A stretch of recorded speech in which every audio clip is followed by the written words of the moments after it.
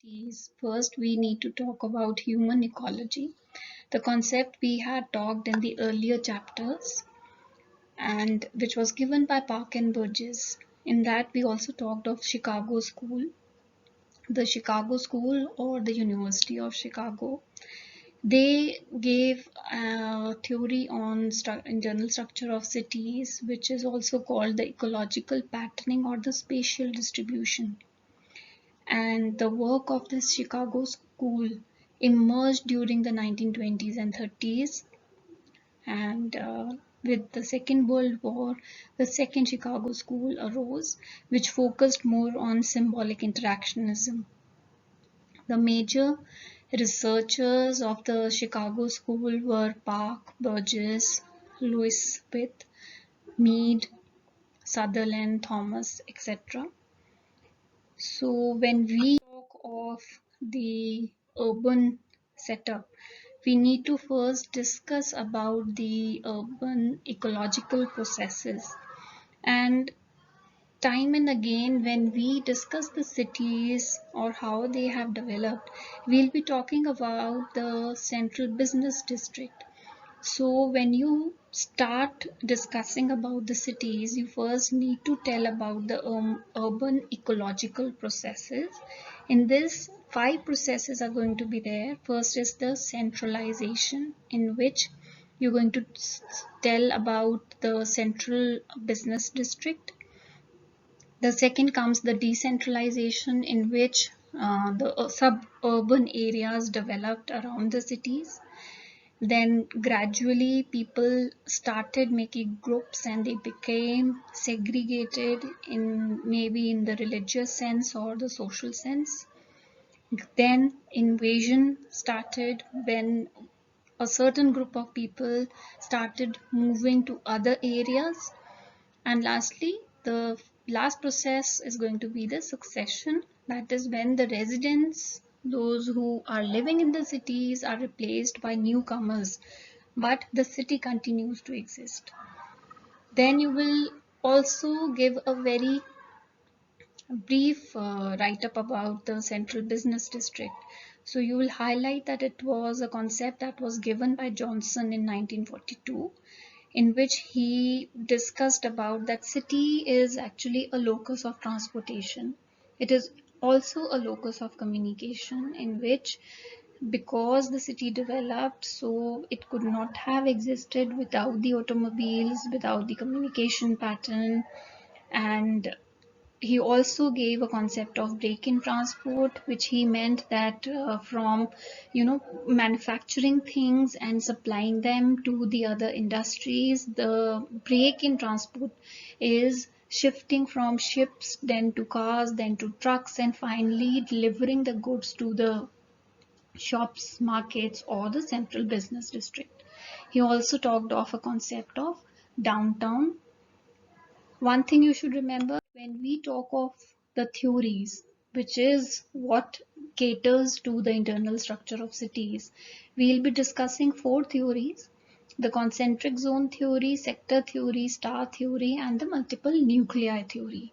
But the star theory is not so important, and all these theories are based on the city Chicago, and that is the major criticism of these theories also, that because they are, whatever is said is kept in mind, keeping in mind the city of Chicago. So what is applicable there may not be applicable to the Asian cities, or for that matter if we relate to India. You will understand what I am saying when we come down to the sector theory. So first let us discuss the concentric zone theory. This is a very important theory. It is also called the zone theory, and it was given by Park and Burgess in 1920.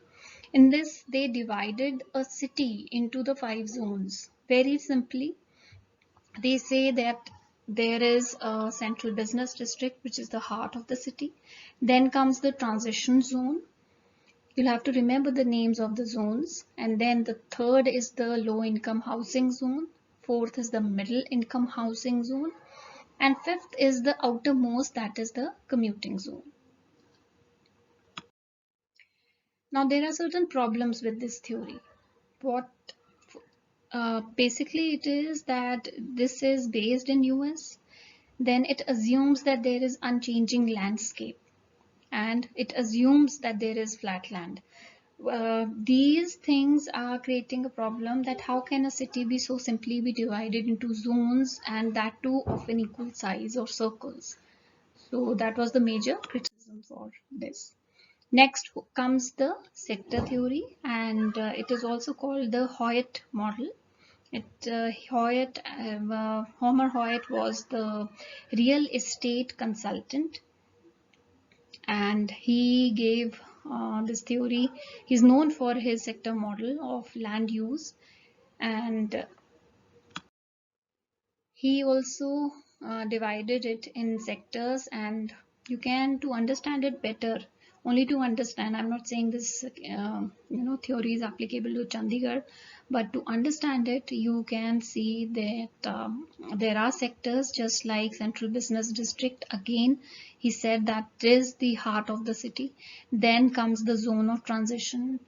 Then on the basis of the classes, he divided that there are the lower class is the residential area, then the residential area of a middle class is very separate, the residential area of an upper class is very distinctly marked, and which is very apt, and is you can see, because if I give you an example of Chandigarh, you can say that sectors like 7, where IS officers stay, is distinctly the upper class stays there. Then comes the middle class in the other sectors, and every sector has this distinction. And if we talk of Maloya, the village segment, then we can say that it is the lower class staying there. So the sector model is very much like what Hoyt gave it to it. And then he also said the industries are outsidely linked. This is a monocentric theory, and he has then explained what he meant by the industry, what all covers. You can take the help of these pointers and you can include that in your answers. Then comes the criticism. Again, the major criticism is that it is applicable only to Chicago, and the theory was based on 20th century and does not take into account the cars of today, the metros. He had no idea how it could be linked. So now comes the third important theory, which is the multiple nuclei model, and in this you will have to name Harris and Ullman. They actually wrote an article, The Nature of Cities, and in 1945 they gave this model. This theory is based on the idea that people have greater movement due to increased car ownership, and with which certain industrial activities require transportation. And so there is not going to be only one central business district. It is going to have different multiple nuclei, as he says. And this is based upon the notion that the cities have an essentially cellular structure, and the growing points, which he calls nuclei. This, what factors are important is,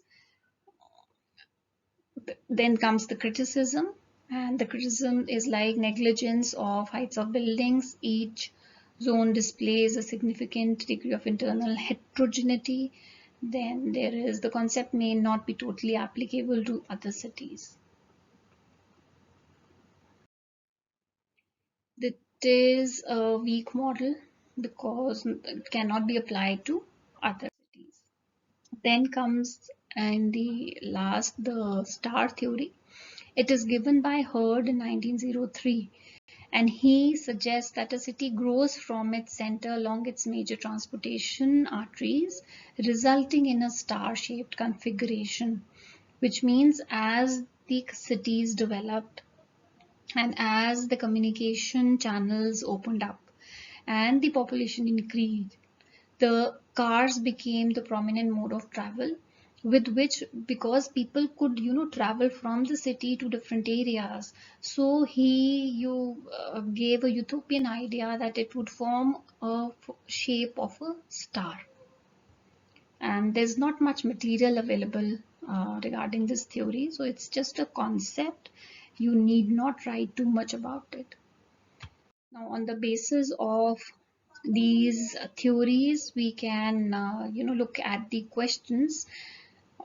Just on this topic, they can ask you to write about theories on the internal structure of cities, or you could be asked differentiate between the multiple nuclei theory or the sector theory.